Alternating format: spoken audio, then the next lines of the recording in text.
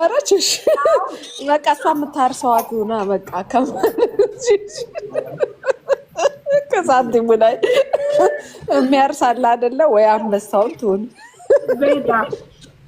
እዚህ ጋር የምታያት ታንጉ የምትባለው እህታችን የምትኖረው ቤሩት ነው እና በካንሰር ታማ ተቆርጧል። ግን አሁን ያለችበት ኬማዊ እየወሰደች ስለሆነ ኬማዊውን የምታደርገው $1500 ነው። በዶላር በዶላር ለአንድ ኬማዊ እስካሁን 3 ኬማዊ አድርጋለች። እንግዲህ 14 ኬማዊ ነው የታዘዘላት፣ 11 ኬማዊ ይቀራታል።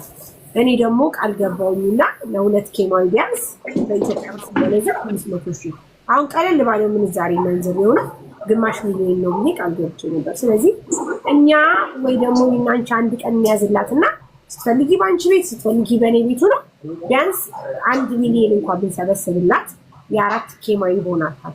ምን ታስቢያለሽ? ችግር የለውም ታሪ ግዛታለሁ።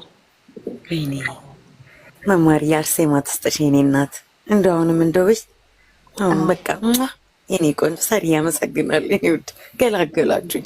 3 የካንሰር ታማሚዎች አሉብን። እግዚአብሔር ምስክሬን 5 ነበሩ።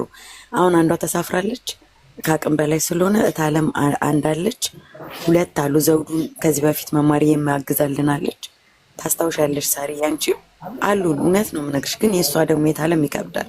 ኦልሬዲ ስለሄደች ብዙ ስለሄደች በቃ ለዛ ብዬ በጣም ነው የማመሰግነው። ወዳችኋለሁ ሁላችሁ። ተባለ ኤኒታይም ግን አለ። እሺማ ስለዚህ ሙኒቴ ሰምተሻል? ማማዬን እኮ እያሯሯጠ ያመጣት እኮ እንደዚህ በጎ እንትን ልትወድቅ ነው። ማማ የጻፈላት ነገር ልጅ ነው።